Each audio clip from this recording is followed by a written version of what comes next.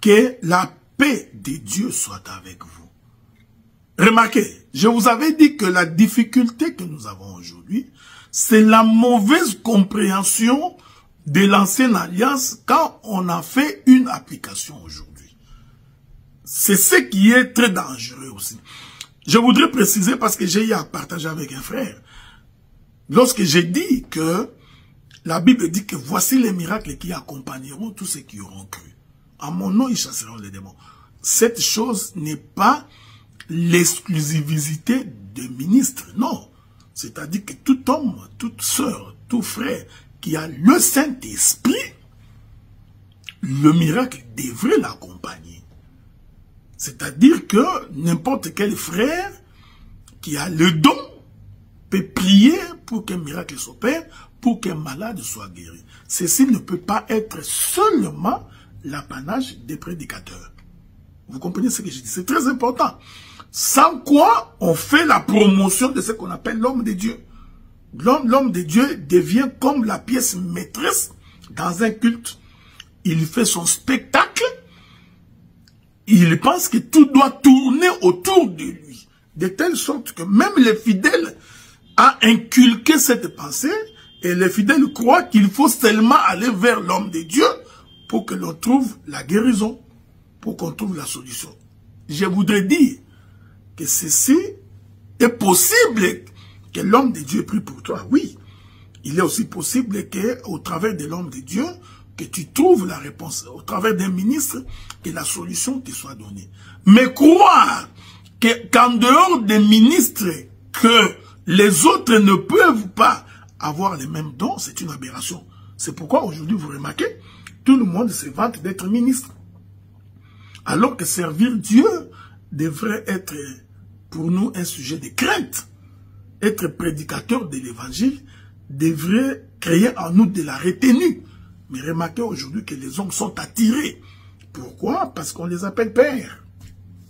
Tout le monde voudrait qu'on l'appelle père. Tel est le père de tel est le père de tel, et les autres deviennent les petits-fils d'eux, arrière-petits-fils d'eux. Est-ce que ce n'est pas écrit dans la Bible? Bien sûr que c'est écrit dans la Bible qu'il y a les pères dans la foi. Mais est-ce que la manière dont nous l'utilisons aujourd'hui, est-ce ça l'esprit de la lettre? Parce que je vous ai toujours dit, il ne suffit pas de lire l'écriture. Parce que derrière chaque écriture, il y a la pensée de l'écriture. Il y a la pensée de la lettre. Donc, il faut aller discerner les esprits quand vous faites usage de quelque chose. Donc, aujourd'hui, on ne s'appelle plus frère. Nous avons tous pris le terme de père. Et les frères ont avalé ça. Ils commencent à appeler tous les ministres père, mon père. Des choses que nous avions certainement critiquées aux églises catholiques. Le père, nous avons repris cela au milieu de nous. Même les églises de réveil, dit-on les églises de réveil, tous tombent dans l'appellation qu'on appelle père.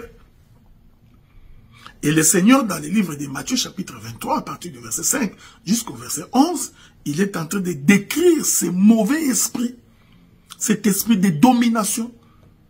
Ils veulent toujours être habillés en soutane, en robe longue. Aujourd'hui, ils sont tous dans des vestes, avec des cravates, même quand il fait chaud. Au début, quand nous venions au culte, nous pouvions nous asseoir avec des frères, manger ensemble. Mais regardez ce qui arrive aujourd'hui. Il y a des places réservées pour les ministres. Ils adorent les premières places. Nous tombons tous dedans. Et ils appellent qu'on les appelle apôtres, prophètes, docteurs, évangélistes. Si tu l'appelles frère, il se fâche. Voici la difficulté que nous avons aujourd'hui. Donc, ils adorent les premiers sièges. Jésus a lui cet esprit-là. Même quand il va dans la fête d'un frère, ce n'est même pas l'église. Dans la fête d'autrui, il aime qu'on lui donne le premier siège. Si on ne lui donne pas la première place, il est en colère. Voyez-vous, même dans les synagogues, ils adorent les premiers sièges, toujours habillés en veste. Le Seigneur dit, celui qui voudrait être grand parmi vous, qu'il soit le serviteur de tous. Donc un ministre, c'est un serviteur du peuple. Il est là pour servir la femme du roi. C'est quelqu'un qui doit avoir le sens de l'humilité. C'est quelqu'un qui doit avoir le sens de l'effacement. Remarquez que Judas l'Iscariote a dit aux soldats, lorsque nous nous approcherons de lui, laissez-moi l'embrasser pour que vous le reconnaissiez. Pour que vous le reconnaissiez. Parce que si je ne l'embrasse pas, vous risquerez d'aller prendre quelqu'un d'autre. Jésus, le véritable rabbi, était un homme du peuple. C'était un homme qui avait la capacité de se confondre avec les gens. Il marchait. Même les pharisiens ont témoigné. Si cet homme est véritablement prophète, pourquoi est-il toujours accompagné des gens de mauvaise vie? Pourquoi entre-t-il dans la maison des Zachée?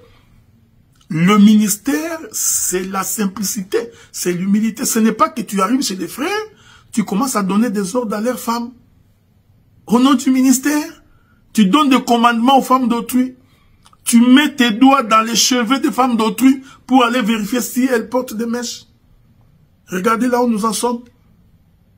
Quand vous êtes en face des ministres comme ça, il faut sortir. Il faut fuir. C'est ce que je voulais vous dire, quoi. Ok? Que la paix de Dieu soit avec vous. Que Dieu vous bénisse. Et que Dieu soit...